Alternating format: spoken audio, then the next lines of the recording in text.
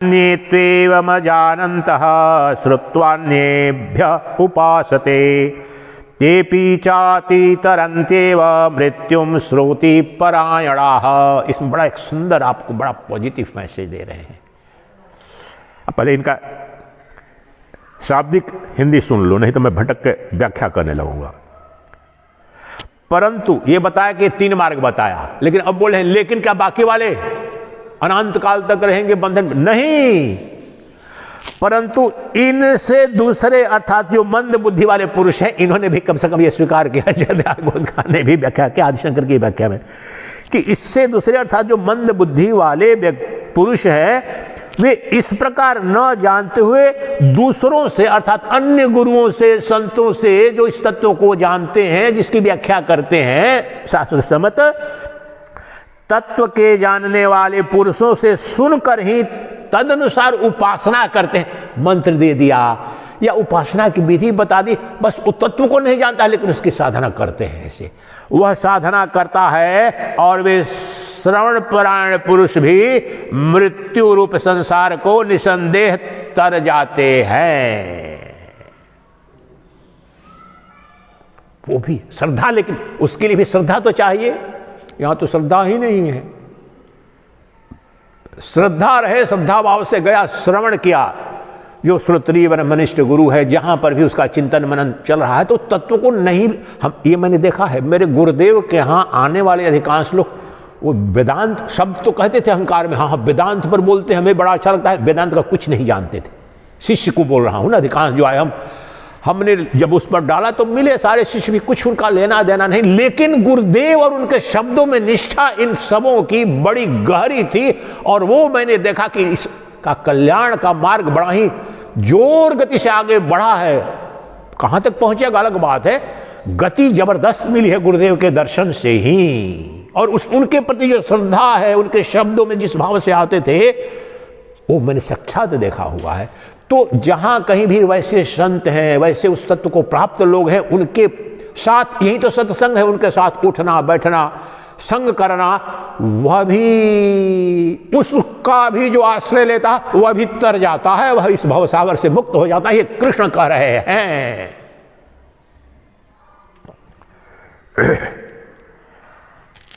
अब तीसरा श्लोक लेते हैं, जिसका शुरू में ही मैंने निरूपण कर दिया, व्याख्या कर दी और बहुत महत्वपूर्ण है। ये 26वां श्लोक, यावत् संजायते किंचित सत्वम अस्थावर जंगमम क्षेत्र क्षेत्रज्ञ संयोगात् तद्विद्धि भरतर्षभा। इनका सुन लो, मैं तो अपनी करूंगा ही व्याख्या। हे अर्जुन, यावन मात्र जितने भी अस्थावर जंगम प्राणी उत्पन्न होते हैं, उन सब को तो क्षेत्र और क्षेत्रज्ञ के संयोग से उत्पन्न जान। ये पहले ही मैंने अब बताया आपको, जब क्षेत्र क्षेत्रज्ञ कह रहे हैं तो देह और देही के संयोग से, शरीर शरीरी के संयोग से, जड़ चेतन के संयोग से, विषय विषयी के संयोग से, ये इतने शब्द बोल रहा हूं, तत्व एक है। दृष्टा दृश्य के संयोग से, ब्रह्म और माया के संयोग से, आम भाषा में जो बोला जा रहा है, आत्मा अनात्मा के संयोग से, विनाशी का अविनाशी से संयोग होने से, अगले सूत्र में उसको बताएंगे, दूसरे कारण से, अनश्वर के अंदर, प्रत्येक नश्वर के अंदर जो अनश्वर है, मिश्रित सा पड़ा हुआ है। तो कह रहे हैं, अब इस पर विशद व्याख्या शुरू में ही मैंने कर दी कि सबसे महत्वपूर्ण तत्व था ब्रह्म ज्ञान के लिए, मुक्ति के लिए, सद्यो मुक्ति के लिए यही तत्व। अब इन्होंने तो ये व्याख्या कर दी, कह दी, फिर एक बार सुन लो, लेकिन उससे वो गहन तत्व नहीं समझ में आता है। ये तो कह रहे हैं कि जावन मात्र जितने भी ब्रह्मा से लेकर तृण पर्यंत, कीड़े मकोड़े, बालू की कणिका मात्र भी, ये सारे के, उसमें भी इस पत्थर में बालू की कणिका मात्र, भाष्य में आदिशंकर, उसमें भी चेतन है, उसमें भी ब्रह्म है और जड़ भी है। जितने भी ब्रह्मांड में जो कुछ भी दिख रहा है, जड़ चेतन के संयोग से ये सबको उत्पन्न जान, यही कहा इन्होंने ये करके। तो इसके गहराई में जाओ तो बड़ा अद्भुत दर्शन निकलता है। अच्छा, अभी तो बोलते हैं अच्छा जो दृष्टा है उसको तो जानो, लेकिन पत्थर के अंदर दृष्टा नहीं दिख रहा है। अब लेकिन जो पूछते हैं कि पत्थर को क्यों पूजते हो, तो जड़ है। ब्रह्मांड का कोई भी कण, अणु, परमाणु वास्तव में जड़ है नहीं, चेतन में फ्लोट कर रहा है। The entire universe, phenomenal universe is just an appearance in चेतन। चैतन्य तत्व अर्थात ब्रह्म है, उसमें इसके नीचे ऊपर दाएं बाएं सब, अब भी इसको करेंगे, अंत में करेंगे कि ये बात कि अब ब्रह्मांड का कोई कण नहीं जहां ब्रह्म नहीं, ये तो कहा आप समझ गए ना ये करके, अब कोई कण ना बचा। इसके निहितार्थ को समझना पड़ता है, इस वाक्यों से कुछ समझ में नहीं आता। ये तो कई बार कहा जा चुका है, ब्रह्मांड में कहीं भी कुछ भी निकृष्ट से निकृष्ट है, कुरूप से कुरूप है, विभत्स जुगुप्सा हो रही है जिसको देख, फिर भी भयावह से भयावह बाघ है, हत्या कर देगा, आतंकवाद, जो कुछ भी है, बिच्छू है, सर्प है, साइनाइड है, एटम बॉम्ब है, डेडली केमिकल है, कोरोना वायरस है, जो कुछ भी है। मेरे प्रवचन है कोरोना के समय के, यहां पर ये बोलता था मैं उद्घोष करके कि मैं उस कोरोना वायरस की भी आत्मा मैं हूं। मेरे प्रवचन है मेरे YouTube चैनल पर, उस कोरोना की भी आत्मा मैं हूं, मुझे स्पर्श करने की क्षमता, ये कोरोना क्या ब्रह्मांड के जितने अणु परमाणु विषाणु जीवाणु विष है, अणु पर स्पर्श ही नहीं करने के, इस शरीर तक ही प्रभावित रहते हैं। तो ये तत्व कि इससे आपको यह स्पष्ट हो जाता है कि अब वह तत्व कहीं भी अनुपस्थित नहीं है। प्रत्येक शरीर के अंदर जो शरीरी अंदर तो ऐसे व्यवहार के लिए, उसके बाहर भी वो वही तत्व है। अब अगले जो दो सूत्र हैं, इन्हीं दो सूत्रों के बारे में मेरे बड़े ही प्रिय सूत्र हैं। ये उपनिषदों में है दूसरे दूसरे रूप में, लेकिन कोई आप लोग तो समझेंगे इनका अर्थ, कठिन है लेकिन समझेंगे, समझाऊंगा। और ये कई जगह ईशोपनिषद में भी दूसरा तीसरा श्लोक है, अन्यत्र भी आदिशंकर विवेक चूड़ा में भी कहते हैं आत्महंता, आत्महत्या। आत्महत्या किसको, मैं अपना यहां गला काट को इसको आत्महत्या, लेकिन यहां पर उसको ये तो शरीर हंता हुआ।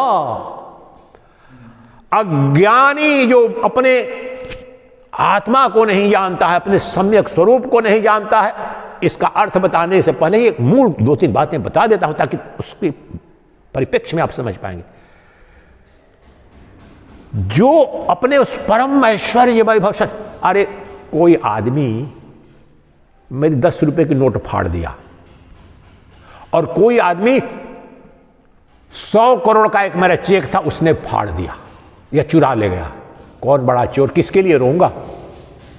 मूर्ख होगा तो है लड़ूंगा उससे। दो चोर आए हैं, एक चुरा रहा है, मेरे 10 रुपए का नोट ले रहा है, एक 100 करोड़ का मेरा चेक एक पॉकेट से निकाल रहा है।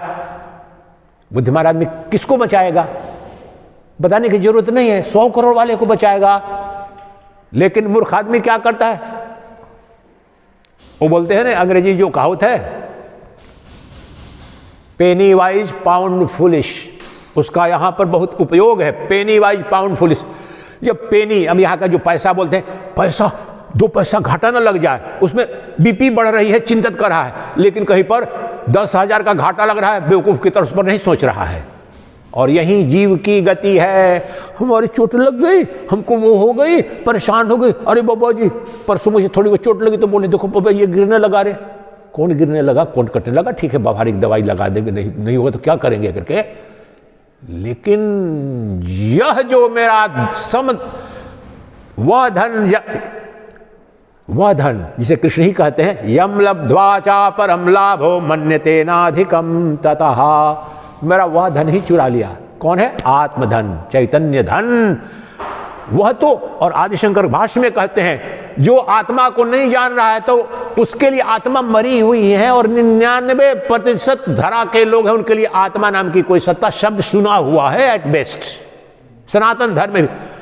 अगर उसका आदिशंकर भाष्य पढ़िए, सीधे कहते हैं तुम ऐसे जी रहे हो जैसे तुम्हारे लिए अगर आत्मा शब्द सुना भी है तो आत्मा मरी हुई है, वह भी आत्महंता ही है।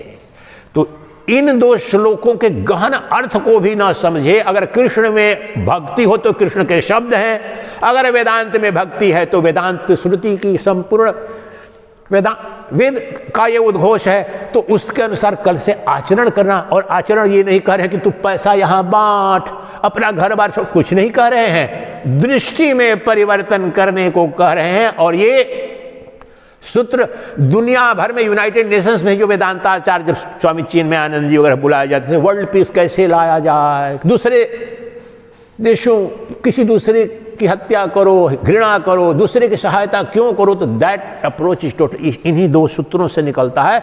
जो मोरल कोड निकलेगा उस आदमी का, कल से जो व्यवहार करोगे वह वेदांत नहीं भी जानते हो तो आपके जीवन में एक हफ्ते के अंदर क्रांति ला देगा, आप वह न रह जाओगे। पहले दो ये श्लोक सुनिए, 27वां और 28वां। पहले 27 को लेते हैं। जो आपने सब सुना उसी का उपसंहार है, नया नहीं है आप सबों के लिए। अब सब आपने जान लिया कि परमात्मा सर्वत्र है, मैं भी वह परमात्मा ही हूं। ये तो दो बात, मूल बात है, इसलिए अब कह रहे हैं समम सर्वेषु भूतेषु तिष्ठन्तं परमेश्वरम विनश्यत्स्व अविनश्यन्तं यः पश्यति स पश्यति, यः पश्यति स पश्यति। सम्यक। अब लोग, अच्छा मैं नहीं देख रहा हूं, अरे मूर्ख, देखना यहां पर उसकी दृष्टि, तत्व को देखना, सत्य को देखना। जो कह क्या रहे हैं, इनका हिंदी सुन लो ताकि ऊपर से मैं जो बोलूंगा उसकी। जो पुरुष नष्ट होते हुए सब चराचर भूतों में परमेश्वर को नाश रहित और संभाव से स्थित देखता है, वह यथार्थ देखता है। क्या मतलब? आत्मैवेदम सर्वम, छांदोग्य उपनिषद, यह सब कुछ आत्मा ही है। ब्रह्मैवेदम सर्वम, यह सब कुछ ब्रह्म ही है। बृहदारण्यक उपनिषद, सर्वम खल्विदम ब्रह्म, उपनिषदों का महावाक्य स्पष्ट है, सब ब्रह्म ही है। अब समम सर्वेषु भूतेषु तिष्ठन्तं परमेश्वरम। पहले ही दिन मैंने बताया कि किसी निकृष्ट का, दुराकर्मी का, दुष्कर्मी का, या पापी का, या आतंकवादी का, या क्रिश्चियन का, मुस्लिम के अंदर जो परमात्मा है वो इंफीरियर है, निकृष्ट है। और शंकराचार्य का, बुद्ध का, या ब्राह्मणों का, या ब्रह्मविद अद्वैत वेदांतियों का परमात्मा श्रेष्ठ, मूर्खता है। वो परमात्मा एक है, जैसे कि तो एक ही परमात्मा। इसका गहन भाष्य में पढ़ोगे समझ नहीं आया जो बता रहा हूं। समम सर्वेषु भूतेषु तिष्ठन्तं परमेश्वर, एक अद्वितीय जो सच्चिदानंद घन ब्रह्म है, सर्वत्र उसको एक समान ही देखता है। कुष्ठ रोग से ग्रस्त है, विक्षिप्त है, दुराचारी है, जो कुछ भी है, ये व्यवहारिक सत्य नहीं है। ऐसा नहीं कि उसको गले लगा लेना है, उसको महिमा नहीं, वो व्यवहार अपनी जगह पर है, लेकिन मेरी दृष्टि में वह अपंग है, अभंग है, दुराचारी है। जो कुछ भी है व्यवहार, अगर जज की कुर्सी पर बैठूंगा, उसकी हत्या, फांसी देनी है, दूंगा, व्यवहारिक सत्य है। अर्जुन से कराया, ये कृष्ण की वाणी है। और कृष्ण ये सब सर्वत्र ब्रह्म दर्शन करा करके और युद्ध के मैदान में भेजते हैं। अपने सगे संबंधियों की हत्या पाप, वो धर्म का विषय है। और ये धर्म जहां संपन्न होता है, उसके बाद ये अध्यात्म का क्षेत्राधिकार ही प्रारंभ होता है, धर्म जहां संपन्न होता है। तो महाभारत का जो युद्ध है वो धर्म का विषय है। धर्म अधर्म, न्याय अन्याय, वो कराना है। लेकिन ये निमित्त मान लीजिए, संयोग कह लीजिए कि ब्रह्म विद्या, ये जो ज्ञान, तो अध्यात्म, ये श्रेष्ठतम अध्यात्म दिया गया है, वो आत्यंतिक सत्य है। लेकिन ब्रह्म ज्ञान सर्वत्र करते हुए अहिंसा को नहीं प्राप्त हुआ है। वहां तो अज्ञान के कारण, वहां डर करके, मोह से उपलब्ध होकर के वह युद्ध नहीं करना चाह रहा है। लेकिन उसके बाद धर्म के पालन के लिए युद्ध करने को भेजते हैं। उसी प्रकार से हमारे व्यवहारिक जीवन में रोटी, दुकान, मकान, संतान उत्पत्ति, शादी, जो कुछ भी करना है करो, उसमें कोई बाधा नहीं है। लेकिन अगर तुम्हें गहराई में अगर जान लिया कि आत्मैवेदम सर्वम, सबको सर्वत्र आत्मा ही है, ये दिस फेनोमेनल। अब आत्यंतिक रूप से ब्रह्म ज्ञान कराने के लिए इदम का निषेध करेंगे, लेकिन वास्तव में ये दूसरा है क्या? मैं और मेरी छाया, ब्रह्म और ब्रह्म की छाया, चेतन और जड़ क्या है? उसी की छाया है। इस अर्थ में कह रहे हैं अधिष्ठान, इस समस्त ब्रह्मांड का अधिष्ठान कौन है? जड़ जगत के का अधिष्ठान कौन है? चेतन है, उससे अभिन्न है। इसलिए कहते हैं भगवान जगत के अभिन्न निमित्तोपादान कारण है, अर्थात भगवान ही जड़ बने हैं, भगवान ही। अब बताओ कहां भगवान नहीं? इसलिए जो नाश इस अब आओ, जो प्रत्येक नाशवान शरीर, और नाशवान शरीर कह रहे हैं तो कोई मनुष्य शरीर, पक्षी शरीर, ये भी शरीर है, ये भी कितना दिन लंबी आयु होगी, लेकिन कितना दिन रहेगा, लाख वर्ष, करोड़ वर्ष, कितना दिन।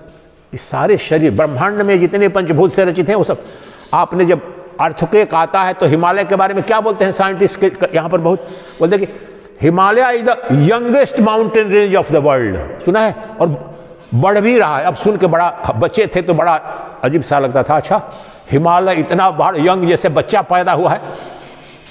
वो जियोग्राफी में, जियोलॉजी में जो पढ़ो ना, कितना बिलियन मिलियन ईयर्स, तो उसके अनुसार यंग है, इसलिए अनस्टेबल बोलते हैं उसको। जैसे नई जमीन खोदी तो अनस्टेबल हो गई, लेकिन उसमें भी देखिए उसका भी तो सृजन हुआ है, उसका भी प्रलय भी होगा।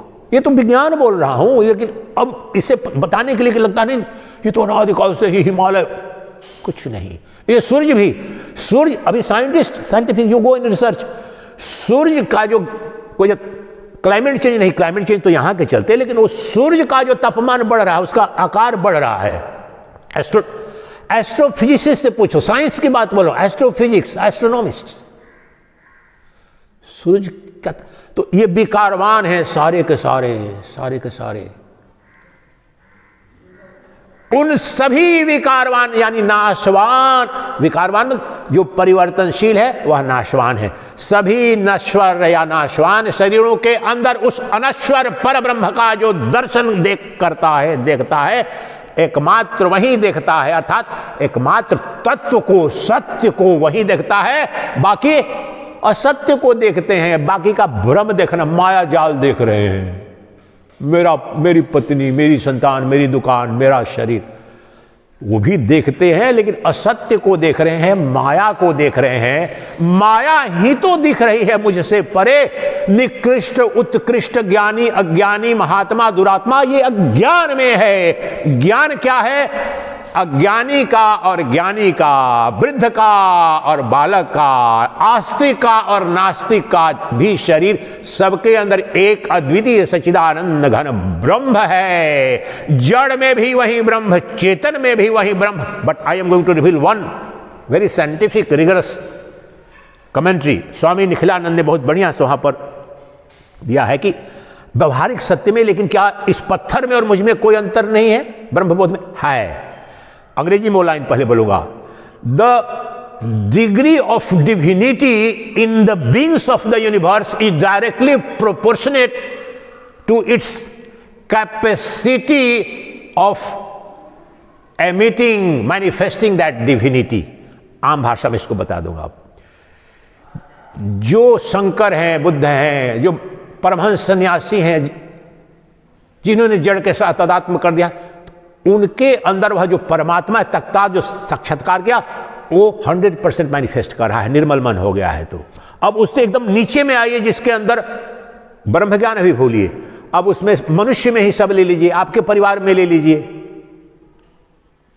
उसको ब्रह्म में कोई अभिरुचि नहीं है, भजन में भी अभिरुचि नहीं है, उसमें मैनिफेस्ट नहीं कर रहा है अकॉर्डिंग टू देयर, उसका अंतःकरण मैनिफेस्ट नहीं कर रहा है। अब चले मनुष्य में तो है सबके अंदर, पशु में भी, पक्षी में भी, तो वहां पर जो चेतन साकार, लेकिन अब जड़ पर आ जाए तो इसकी क्या है? द लोवेस्ट, इसलिए बोलते हैं स्थावर जंगम, बार बार जो बोलते हैं, नहीं, स्थावर में भी और जंगम में भी इसमें, but the capacity to manifest that divinity is lowest in this जड़, पत्थर में, पहाड़ में, पर्वत में। लेकिन है, अब वो अपने आप में पूर्णता है, लेकिन ये उपाधि है, उपाधि का जो धर्म है उसको मैनिफेस्ट नहीं होने दे। जैसे बताया था मैंने पहले ही दिन, गुलाब का फूल या विश्व सुंदर, पहले दिन के प्रवचन बोला था, गुलाब का फूल लाओ या कमल का फूल लाओ, एक विश्व सुंदरी लाओ, और 50 यहां पर दर्पण ला दो।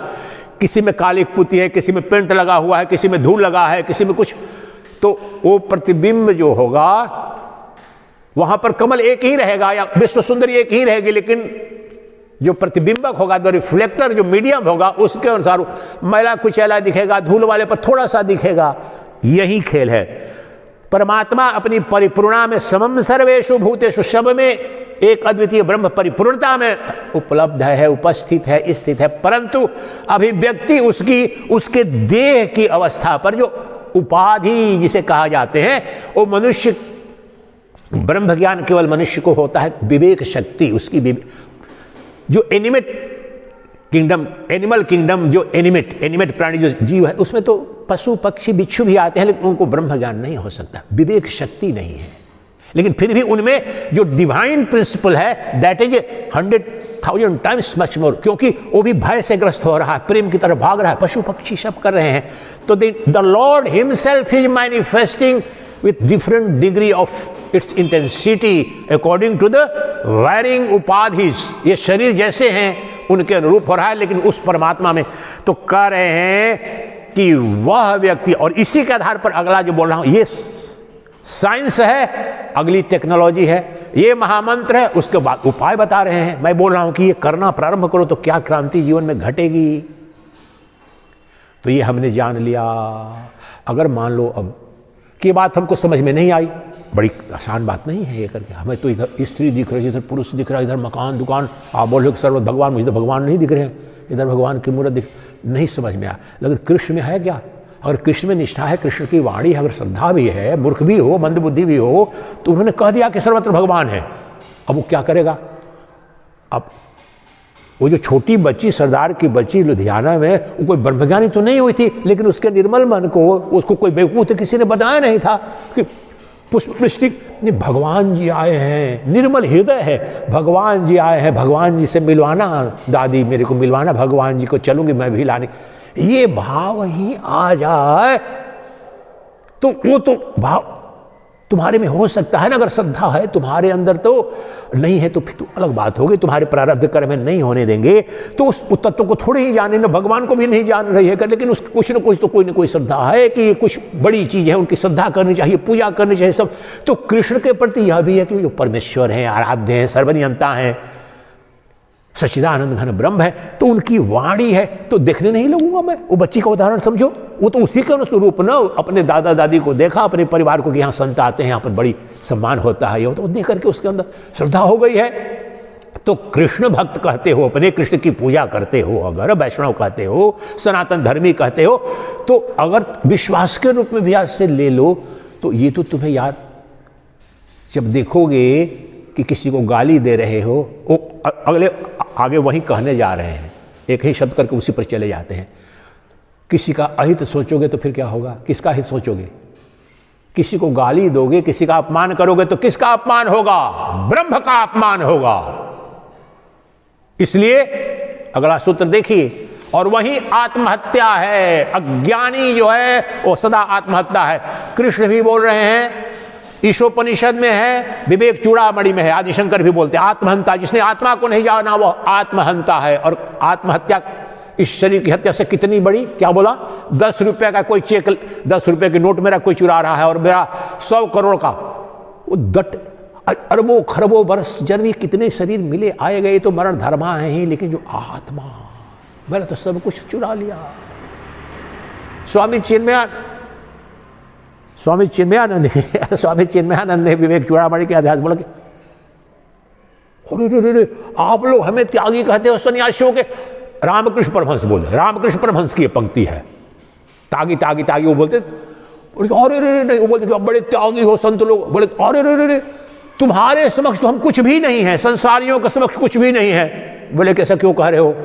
बोले कर मैंने क्या त्याग किया है? मैंने तो देखो, मान लो कि यहाँ पैदा हो, उस घर से यहाँ पर आए, रहने को भी अच्छा मिल रहा है, खाना पीना सब कुछ मिल ही रहा है हमको, काम धाम जो कुछ कर रहे हैं कर, हमने त्यागा क्या? भोजन तो कर ही रहे। मान लो कि हमने तो शादी में, चलो शादी कोई इंद्रिय भोग नहीं कर रहे हैं, छोटी से छोटी चीज सब कुछ तो है, और हमने अगर त्यागा भी है तो छोटी सी शरीर के सुख को त्यागा है। अगर सन्यासी जो साधना करता है तो शरीर क्षणभंगुर शरीर है, तो मर जाएगा इसके सुख को।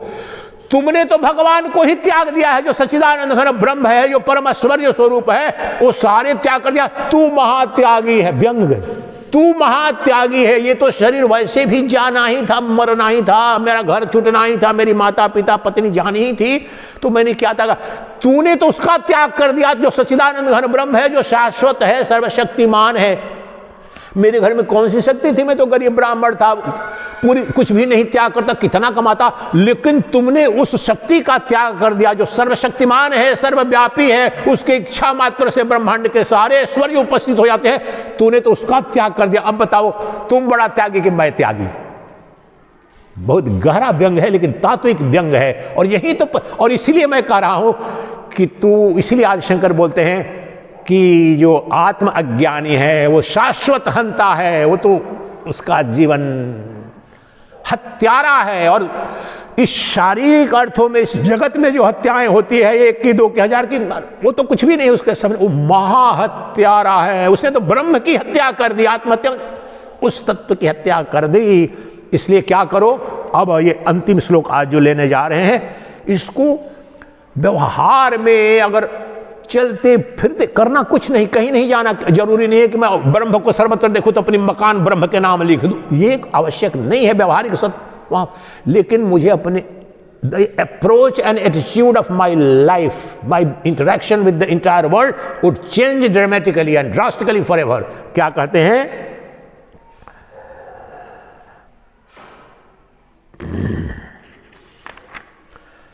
समम पश्यन् हि स, अब वही बोला ना वहां सम रूप से देखते हैं, अब यहां पर भी कह रहे हैं समम पश्यन् हि सर्वत्र समवस्थितमीश्वरम् न हिनस्त्यात्मनात्मानं तत्तो यातिम पराम गतिम। यहां कृष्ण आपको परम मोक्ष उपलब्ध करा रहे हैं।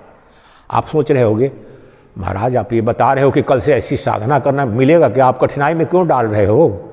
कल से सब में ब्रह्म देखना पड़ेगा, कुरूप दिखेगी नारी, उसमें भी किसी अपंग है, दुष्ट है, गाली गलौज करेगा। और कभी कभी आपने तो बोल दिया क्योंकि दान देना जरूरी नहीं, लेकिन हमें तो खाने बगैर मरता दिखेगा तो याद है कि ब्रह्म ही तो देना पड़ जाएगा, दुकान की कमाई। प्रभु संकट में क्यों डाल रहे हो, संकट में क्यों डाल रहे हैं? कृष्ण उत्तर दे रहे हैं। जब तुम्हारी ये दृष्टि हो गई, समम पश्यन् हि सर्वत्र समवस्थितम् ईश्वरम्, सर्वत्र ईश्वर का दर्शन करने लगे, वही व्यक्ति आत्महत्या होने से बच गया, आत्महत्या करने से बच गया, निकल गया। जो ये सब आत्महंता है, बाकी के जो आत्मा को नहीं जानता है, ब्रह्म को नहीं जानता है, नहीं जानने का क्या मतलब, नहीं कर रहा है दर्शन। जानने का क्या, ब्रह्मविद ब्रह्म ही भवति, जो ब्रह्म को जान लेता है वो ब्रह्म ही हो जाता है। इसका तात्पर्य मैं भी ब्रह्म और जो दृश्य रूप में जगत दिख रहा वह भी ब्रह्म, उसके अनुरूप व्यवहार करना। तो क्या परिणाम होता है? परम पुरुषार्थ, मोक्ष, दुखों की आत्यंतिक निवृत्ति और परमानंद की प्राप्ति। इनके पहले शब्द सुन लो, सर्वत्र ब्रह्म दर्शन करने का क्या लाभ है? क्योंकि जो पुरुष सब में स्वभाव से स्थित परमेश्वर को समान देखता हुआ अपने द्वारा अपने को नष्ट नहीं करता, अर्थात अपनी हत्या नहीं करता, वह परम गति को प्राप्त होता है। याति पराम गतिम। परम गति क्या है?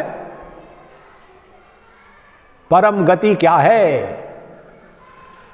अंतिम गति क्या है? आम भाषा में मोक्ष, आत्मज्ञान, लेकिन परम गति है ब्रह्म हुआ। मैं भी सच्चिदानंद घन ब्रह्म, वह आत्मा परमात्मा हुई, वह जीवात्मा परमात्मा हुई। और परमात्मा की मृत्यु होगी, परमात्मा को रोग गसेगा, उसका जन्म होगा, हुआ ही नहीं कभी। तो मोक्ष को उपलब्ध हुआ, भवसागर से मुक्त हुआ, कृतकृत्य हुआ, न पाने को शेष बना, न त्यागने को शेष बना, न कुछ जानने को शेष बना। उस एक जो उपनिषदों का उद्घोष है कि वह एक विद्या और तत्व जिसको जान लेने से सब कुछ जान लिया जाता है, और वह एक धन जिसको प्राप्त होकर के सर्वस्व प्राप्त हो जाता है, उसको प्राप्त कर लिया। कैसे प्राप्त कर लिया? बुद्धि से, बुद्धि से प्राप्त किया। बुद्धि में ही अज्ञान है, बुद्धि में ही ज्ञान है। क्या बुद्धि? यहां तो मैं हूं, शरीर मेरा, जीव है, पैदा, ये पूरी चीज 2 मिनट में बता दूंगा। क्या है अज्ञान? मैं तो सच्चिदानंद सरस्वती माता पिता ये थे, अमुक जगह पैदा हुआ, ऐसे हूँ, थोड़े दिन बाद मर जाऊंगा, ये मुझसे अलग जगत है, मेरा शरीर मर रहा है, जी रहा है, ये पापी है, पुण्यात्मा है, अच्छा है, बुरा है, ये मेरी प्रेयसी है, प्रियतम है, ये मेरी दुष्ट है, शत्रु। ये मेरी अवस्था थी। अब मेरी बुद्धि में बंधन, अब मुझे पता चला, श्रोत्रिय ब्रह्मनिष्ठ गुरु का अनुसरण किया, ये ज्ञान हुआ, श्रवण मनन निधि ध्यासन किया। अब मैंने जान लिया कि मैं ये शरीर नहीं, जो नित्य शरीर के अंदर उपलब्ध जो शरीरी है, मेरा जो मैं है, जो चेतन तत्व है, मैं क्षेत्र नहीं क्षेत्रज्ञ हूं, जड़ नहीं चेतन हूं, और मेरा जो चेतन स्वरूप है ब्रह्मांड के कण कण में व्याप्त है। मैं भी ब्रह्म और ब्रह्मांड का कण कण भी ब्रह्म, तो मुझसे भिन्न कोई बचा ही नहीं, तो कैसे किसी का अपमान, हत्या तो बहुत आगे की बात हो, कैसे किसी के साथ मिसबिहेव करूंगा। न्यायोचित धर्म मेरा व्यवहारिक, कभी किसी की हत्या, किसी को दंड, वो अलग बात हो गई, लेकिन मैं स्वतः अपने स्वभाव से तो परमात्मा का ही दर्शन सर्वत्र कर। इसीलिए तो सन्यासी को ये लोकाचार वाले ये नहीं दिए जाते हैं। परमहंस विद्या का अगर जो सन्यासी है, मैं नाम नहीं लेने जाता हूँ, अपने देश के राजनेता एमपी वगैरह बहुत सारे बने हैं, मुख्यमंत्री भी जो सन्यासी लोग उनकी, लेकिन जो शांकर परंपरा वाले भी बने हैं तो वैसे सन्यासी, लेकिन अनुमति नहीं देता है वहाँ पर कुछ भी व्यवहारिक सन्यास की व्यवस्था की बात कर रहा हूँ। वैसे तो आप राजा हो सकते हो, युद्ध कर सकते हो, सब कुछ, लेकिन सन्यास की व्यवस्था शंकर ने जो बनाई कि विवेकानंद से अमेरिका में किसी ने प्रश्न पूछा कि आप इतने दिन से गुलाम हो और सन्यासी हो, बोलते हो अहिंसा का व्रत का पालन करने के लिए बोलते हैं, तो आपका क्या धर्म है? अगर कोई औरत रहे, आपके परिवार की रहे, कोई भी औरत रहे और कोई उस पर उसके शील भंजन करने की कोशिश करता है, तो आप क्या करोगे? क्या करना चाहिए? और दूसरे अर्थों में हिंसा के बारे में पूछा। उन्होंने बोला कि देखो, मैं तो सन्यासी हूं, मैंने संकल्प लिया है कि मुझे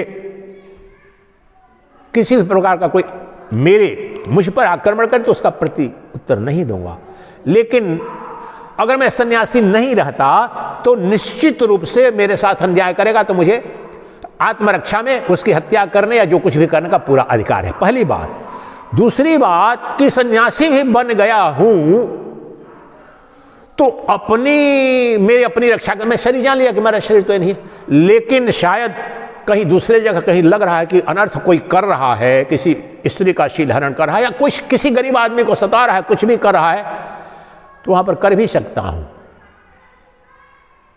मेरा परमहंस सन्यास या कोई भी जो सन्यास वृत्ति है, वहां पर अकर्ता भोक्ता, ये कृष्ण ने तो कहीं दिया, हत्या करूंगा तो क्या स्पर्श करेगा मुझे? अपने लिए मैंने किया नहीं, तो हत्या करना हत्या नहीं करना। अब देखिए, इस देश के जो सीमाओं पर जो बैठे हुए हैं, कल भी हुआ था, इनकाउंटर हुआ था, जम्मू कश्मीर में हुआ था, उधर 2-3 मरे और इधर 4-5 सैनिक मारे गए, दो दिन पहले हुआ था। तो वहाँ पर जो हत्या आपके सेनानी देश की सभी सीमाओं पर, वहाँ इजराइल और हमास के बीच चल रहा है पैलेस्टाइन में, तो वहाँ पर उनके जो सैनिक जो हत्या कर रहे हैं उनका ट्रायल होता है? नहीं होता है। संविधान ने, उनकी सरकार ने, उनके समाज ने उनको अपनी आत्मरक्षा में वो करने के लिए दिया हुआ है। वो व्यवहारिक सत्य है हर समाज का, लेकिन वो दृष्टि, जब राम ने मार दिया, हत्या कर दी रावण की, लेकिन भेज रहे हैं अपने अनुज को, भेज रहे हैं जाओ उससे ज्ञान लो, और उसकी मर्यादा उसके ही भाई को दे रहे हैं। किसी तरह का कोई ये नहीं किया, अपमान नहीं किया। वो मर्यादाएं धर्मनिष्ठ यहां पर क्यों ऐसी की गई थी?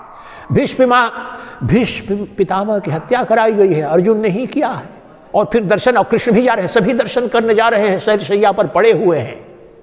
ये धर्म तो देखो, वो तो धर्म का अंग था, अपने धर्म का वो उन्होंने भी पालन किया, इन्होंने भी पालन किया, लेकिन तत्व पर वहां पर जान रहे हैं कि वो भीष्म कौन है और यह मेरा धर्म क्या है।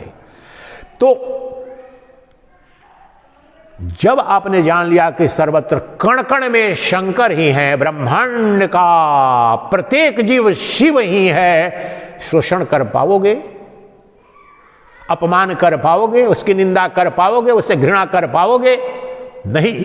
और ये करना अगर कल से प्रारंभ, आज से प्रारंभ कर देते हो व्यवहार में, अरे 24 घंटे कोई सड़क पर थोड़े जाते हो, आपकी मन की शुद्धि देखना कैसे होनी। हमने ये किया ना, मैं तो बहुत अच्छा आदमी नहीं था, बहुत क्रोध मुझे आज तक भी आता है, बहुत नाम था गड़बड़ मेरा सन्यास के पूरे सनातन धर्म में, जो सबसे क्रोधी अवतार जो विष्णु का था वो नाम था, और शिक्षक भी बोलते थे, सब बोलते थे। और यहाँ पर बड़ा मुश्किल था, जिस स्टेटस से मैं आया था, जो कुछ छोड़ के कि 2 टके के लोग कैसा बर्ताव करते हैं, लेकिन सब मैंने कर लिया।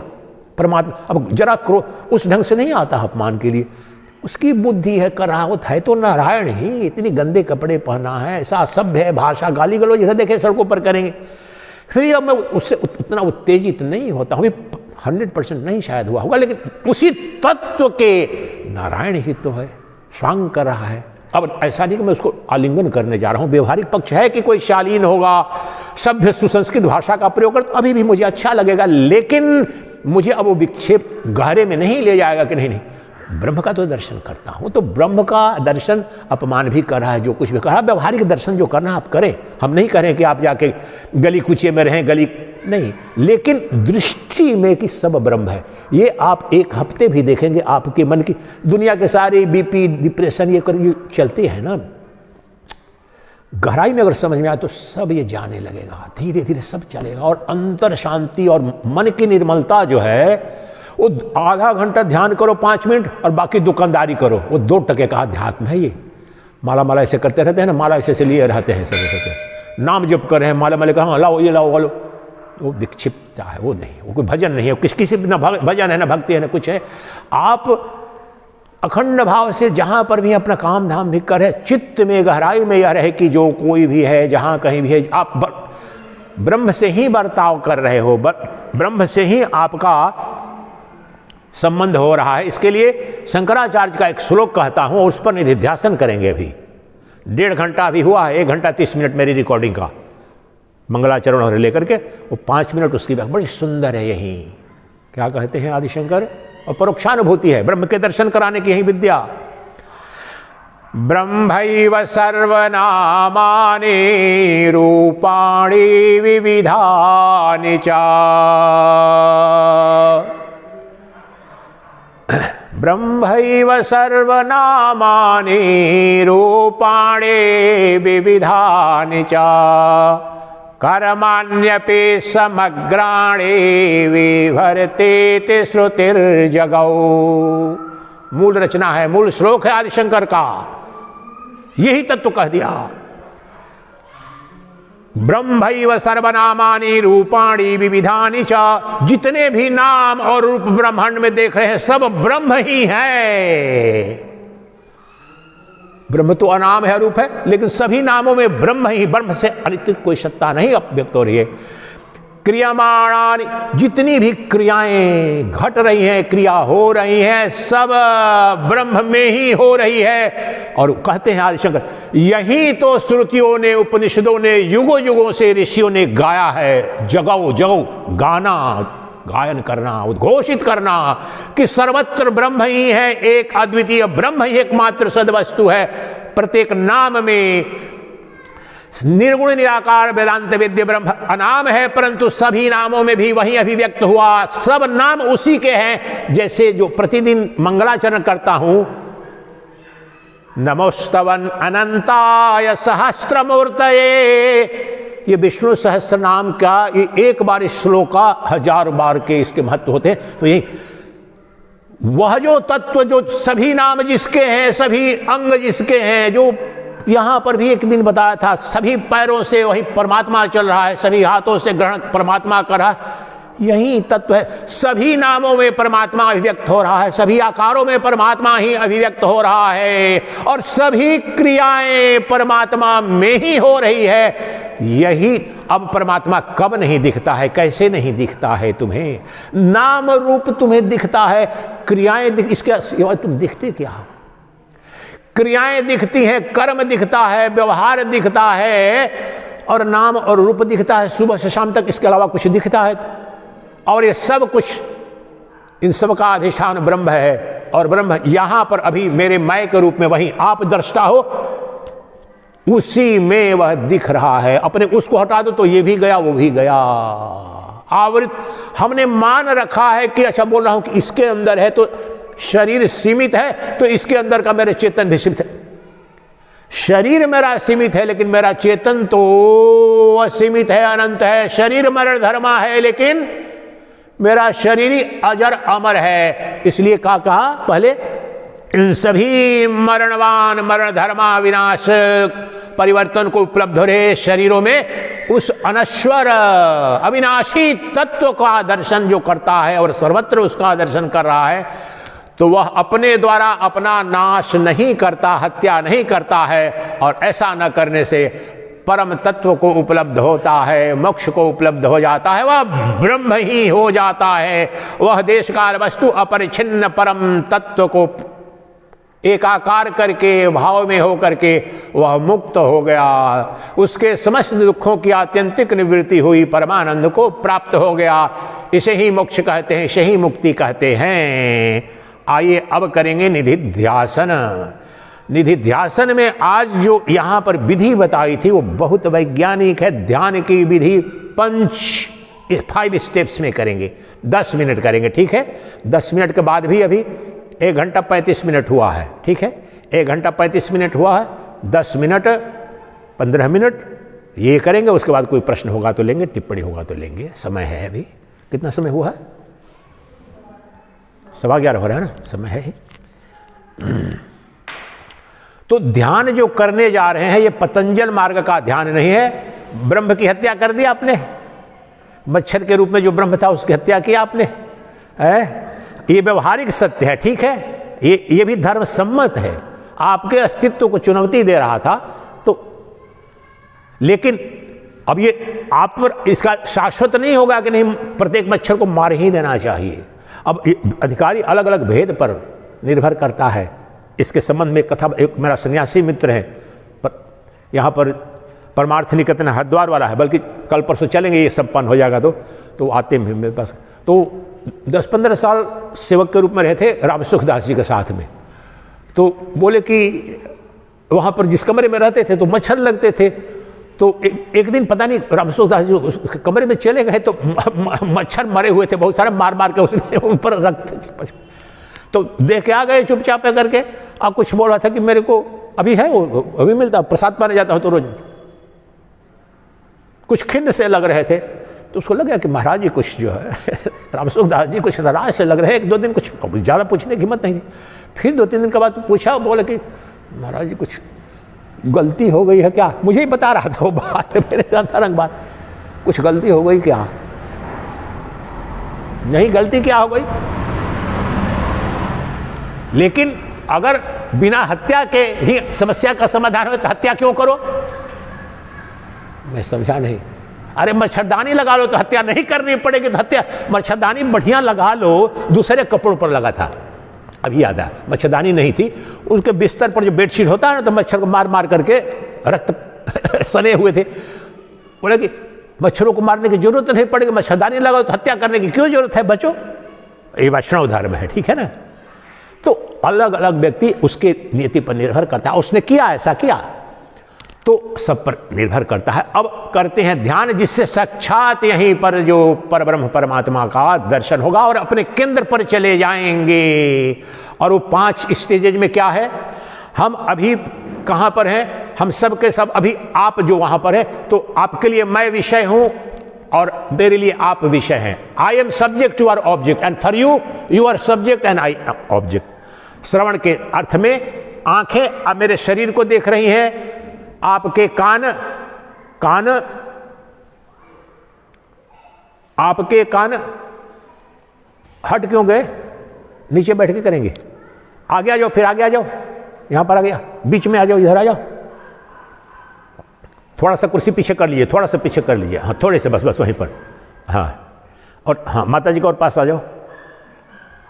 नहीं, अलाइनमेंट में रखिए, अलाइनमेंट में रखिए, हाँ। और थोड़ा सा इस अलाइनमेंट में रखिए, इधर इधर, हाँ इनको भी, हाँ हाँ हाँ, थोड़ा सा और पास कर लीजिए ना, जगह की कमी नहीं है। नहीं, उधर मत रखिए, इस पर बैठिएगा। नहीं, ये बोल रहा हूँ ना, इस सामने में, इसमें रखिए। हाँ, उनके लिए जगह बना दो भैया, हाँ वहां पर बैठाओ, हाँ हाँ, अब ठीक हो गया।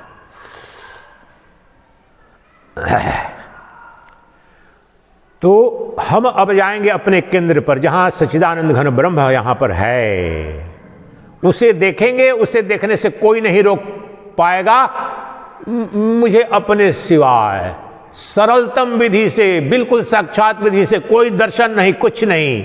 यहीं पर उस साक्षी चेतन का, जो साक्षी चेतन का दर्शन करेंगे, उसी पर ध्यान करेंगे, मंत्र सोहम रखेंगे। अब हम गाइड करते हैं, 10 से 15 मिनट करेंगे, 5 मिनट तक गाइड करूंगा, वहां पर केंद्र पर ले जाकर के आपको छोड़ दूंगा, उस पर दर्शन करेंगे।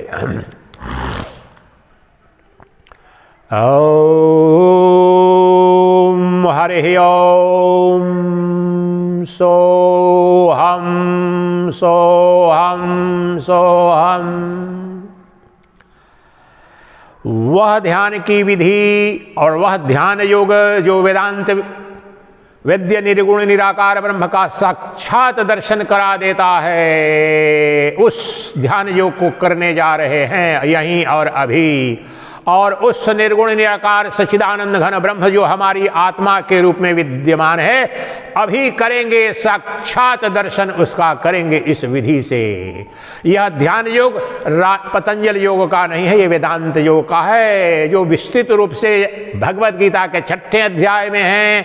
और आइए, अभी भी श्लोक को लिया था, तो पहली क्रिया क्या करनी है? सबसे बाहर में कौन है? मेरी पंचेंद्रियां हैं, पंच ज्ञान इंद्रियां, जो अपने पंच विषयों, वर्णनतः क्या है? मेरी आंख देख रही है रूप को, आंख को बंद करो अभी। कान सुन रहे हैं शब्दों को, संकल्प लो, कान को बोलो सुनना बंद करो, बस संकल्प करो मन से।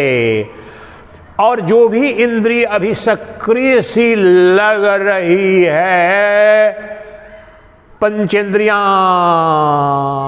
और पंचेंद्रियों का जो अधिष्ठान, जो इंद्रियों का जो इंद्रिय मन बुद्धि है, इन सब को बोलो शांत हो जाओ, शांत हो जाओ। अपने पंचेंद्रियों को, इनको पंच विषयों से लाकर इनके स्रोत, जर्नी टू बैक हो रही है, जर्नी टू पेविलियन, घर वापसी हो रही है। घर कौन सा है? ब्रह्मानंद सच्चिदानंद घन, सम्राटों के सम्राट हो तुम, अपने घर वापसी अभी करो। विदेश चले गए थे, किसी वन गमन में चले गए थे, इतना दुख जो भोग रहे हो युग युग से, वापसी करो।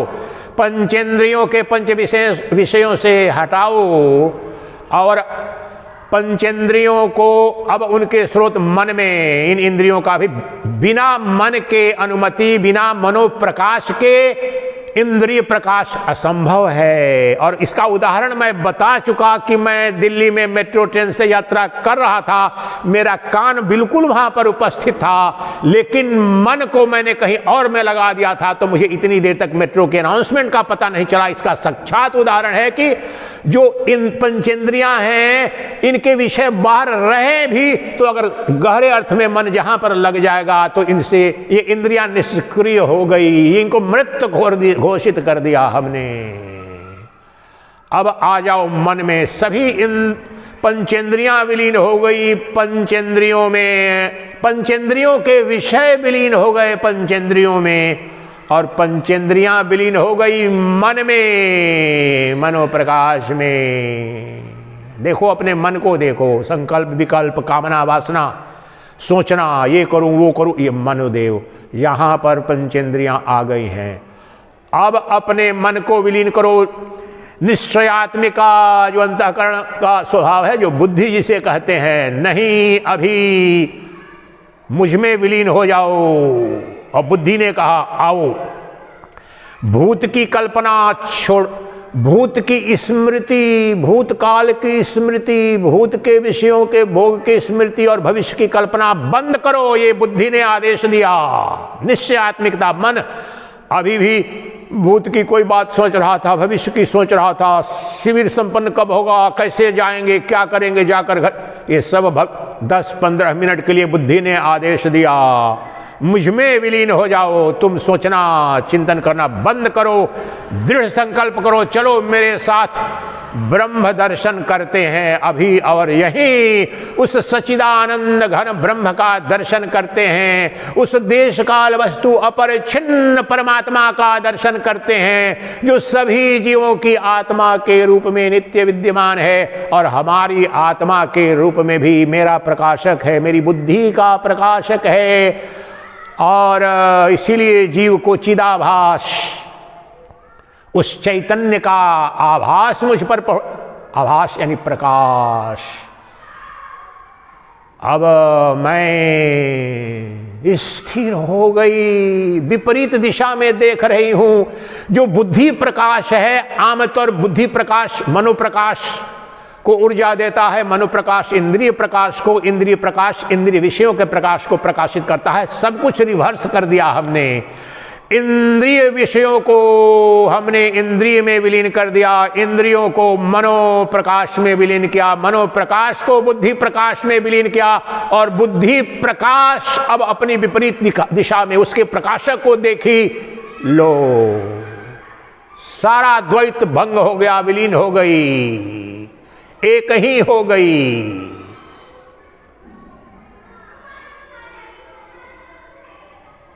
साक्षात वह जो चैतन्य प्रकाश परम शांत, जिसकी बाह्यमुखी अब गति नहीं है, बाह्यमुखी होकर के हमारा मन, मेरा सेवक, ये बुद्धि बोल रही है। बुद्धि को ही बोध होता है, ब्रह्म ज्ञान होता है, अन्य कहीं नहीं। अंतःकरण की जो बोध करने की क्षमता है, फिर भी बुद्धि ब्रह्म नहीं है, बुद्धि अंग है, उपाधि है। लेकिन इस बुद्धि को साक्षात अब बोध हो रहा है कि जब जब मैं बाह्यमुखी अपनी ऊर्जा को, जो मनोप्रकाश के रूप में मैंने दिया, मनोप्रकाश ने इंद्रिय प्रकाश को प्रकाशित किया, इंद्रिय प्रकाश ने अपने विषयों को प्रकाशित किया, और जब जब मेरी ऊर्जा बाह्यमुखी रही, मैं अज्ञान में, संसार में और भवबंधन में चलती रही, मैं जीव हो गई। मैं जो अजन्मा अविनाशी थी वह मरण धर्मा हो गई। मैं सुख दुख से परे आनंद स्वरूपा थी, वह सुख दुख ग्रस्त हो गई। मैं जो नित्य कर्ता भोक्ता थी वह कर्ता भोक्ता सी प्रतीत हो गई। अब मैं घर वापसी आ गई, अपने स्रोत में, अपनी माँ की गोद में। यह जो चेतन तत्व है, यह जो प्रज्ञान तत्व है, वह मेरी माँ है, शाश्वत माँ है, ब्रह्मांड की माँ है। लो इसकी गोद में आया मैं।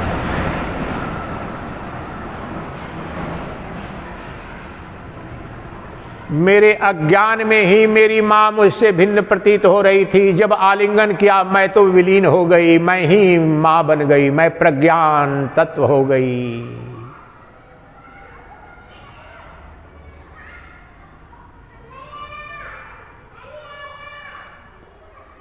लाली देखन मैं चली, मैं भी हो गई लाल। गहरा तत्व।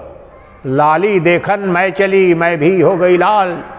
मैं तो चली थी दर्शन करने, ब्रह्म को बुद्धि बोल रही है, जीव बोल रहा है मैं चला था दर्शन करने ब्रह्म को। लो अभी तो आलिंगन किया, मैं तो विलीन हो गया। तू ही तू, तू ही तू, तू ही तू। अभी तो हो रहा था तू ही तू, अब तो पता चल गया, जब मिल गया तो मैं ही मैं तो कभी भिन्न था ही नहीं इस चैतन्य से। ये तो प्रतिबिंब था, बुद्धि पर पड़ रहा था। और बुद्धि का प्रतिबिंब चेत मन प्रकाश, उसका मनोप्रकाश का प्रतिबिंब इंद्रियों को प्रकाशित, और इंद्रियां ये समस्त जगत को प्रकाशित अर्थात सृजित कर रही थी। ये न जगत है न पंचेंद्रियों के विषय है। अगर पंचेंद्रियों के विषय नहीं तो अभी ध्वस्त हो गया संपूर्ण। ये जगत पंचेंद्रियों का विषय भी नष्ट हो गया, क्योंकि मनोदेव पंचेंद्रियों की बैसाखी पर ही सृजित करते हैं इस जगत का। मैंने पांचों बैसाखी तोड़ दी बैसाखी। पंचेंद्रियों को मैंने, बैसाखी क्या है? 5 इंद्रियां। कैसे तोड़ी?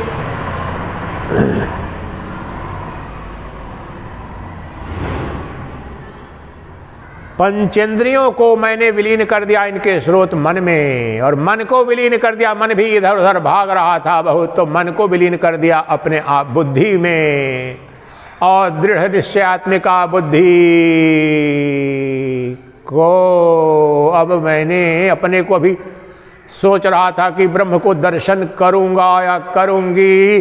अब तो साक्षात्कार हुआ उस चेतन का जो निर्गुण निराकार है, चैतन्य प्रकाश है। लो मैं तो वहीं हो गई, मैं तो वहीं हो गया। मैं जिसका दर्शन करने गया, दर्शन जब साक्षात हुआ तो मैं भी वहीं हो गया। दृष्टा दृश्य का भेद मिटा, समस्त द्वैत मिट गया। जिसको पाने चला था पता चला मैं तो सदा वहीं था। ये बिंबित हो रहा था, प्रतिबिंबित हो रहा था। बिंब के रूप में मैं सदा सच्चिदानंद घन ब्रह्म था हूं। ये अब इधर उधर यहां वहां सर्वत्र मैं ही हूं। मेरे चेतन का ही अनंत ब्रह्मांड विस्तार है। मैं अनाम हूं, अरूप हूं, परंतु मैं ही अपनी माया से समस्त नामों में, समस्त रूपों में अभिव्यक्त होता हूं। मैं मूलतः निर्गुण निराकार हूं, परंतु ब्रह्मांड में जितने गुण और आकार हैं सब में मैं ही अभिव्यक्त हुआ हूं। मेरी छाया है यह पंचभूतों रचित प्रपंच स्वरूप। ये जगत मेरी छाया है, मेरी माया है। मुझसे स्वतंत्र किसी की सत्ता नहीं है। मैं अणु में भी परिपूर्ण और विराट से विराट, जगत में भी एक ही। अणोरणीयम महतो महीयम, सूक्ष्म से सूक्ष्म हूं और विराट से विराट हूं। ये मेरा वैभव देखो। मैं अपने अंदर चला था अंतःकरण में दर्शन करने। अंतःकरण तो उपाधि थी, देह तो उपाधि थी, सब विलीन हो गए। अब मैं ही मैं बच गया, मेरी कोई सीमा नहीं। मैं कहाँ प्रारंभ होता हूँ, कहाँ मेरा अंत है। न मैं देश बाधित, न काल बाधित, न वस्तु सीमित। मैं निरतिशय बृहत ब्रह्म हूँ। अभी यही जान लिया मैंने, देख लिया मैंने, प्रतिष्ठित हो गया। सोहमस्मि, मैं वही हूं। ब्रह्मैवाहमस्मि, मैं ब्रह्म ही हूं। यही अभी जो निर्गुण निराकार मेरा जो मैं है, अब दो बचा ही नहीं। मैं ही मैं, मेरा मैं ये मेरी, और मैं ही यहाँ, मैं ही वहाँ, मैं ही यह, मैं ही वह, मैं ही इसमें, मैं ही उसमें, मैं ही अब, मैं ही तब। मैं सर्वत्र हूँ, सर्वदा हूँ, मैं सर्वस्व हूँ, मैं सर्वव्यापी हूँ, सर्वशक्तिमान हूँ, सर्वनियंता हूँ। मैं सर्वाधार हूं, सर्वाधिष्ठान हूं। मैं ही सच्चिदानंद घन ब्रह्म हूं।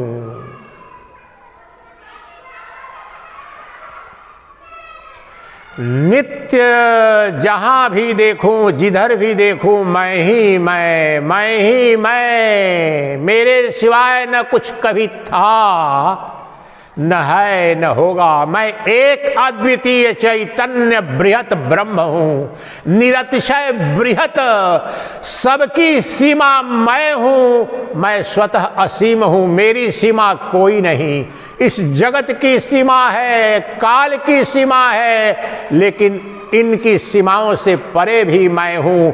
इसीलिए मुझे निरतिशय बृहत ब्रह्म कहते हैं। Ever expanding reality I am of the nature of pure consciousness. आनंद मेरा स्वभाव है, अमृतत्व मेरा धर्म है। मैं सदा परम तृप्त तत्व हूं। मुझसे परे न कोई प्रेम है, न कोई सौंदर्य है, न कोई ऐश्वर्य है, न कोई अस्तित्व है। मैं ही मैं सब कुछ हूं। मैं भिखारी बना था, युग युग से प्रेम की भीख मांग रहा था, सौंदर्य की भीख मांग रहा था, धन के अस्तित्व की, जीवन की भीख मांग रहा था। अब पता चला मैं तो सम्राटों का सम्राट हूं, क्योंकि अद्वितीय ब्रह्म हूं। मैं चेतन आत्मा हूं। जहां जाऊं मैं ही हूं, जब जाऊं मैं ही हूं। प्रत्येक काल का अधिष्ठान मैं, प्रत्येक देश का अधिष्ठान मैं। सब वस्तुएं मुझ में कल्पित, सब देश मुझ में कल्पित। द्वापर मुझ में, त्रेता मुझ में, सतयुग मुझ में, कलयुग मुझ में, इनसे परे भी मैं ही। मैं देवों का भी देव, मैं कालों का भी काल। मैं ब्रह्मा से लेकर चिट्ठी पर्यंत तृण पर्यंत समस्त भौतिक जगत मुझ में ही कल्पित है। इन सब का मुझ में जन्म है, स्थिति है, लय है। मैं स्वयंभू अस्तित्व हूं, मेरा जन्म नहीं इसलिए मृत्यु नहीं।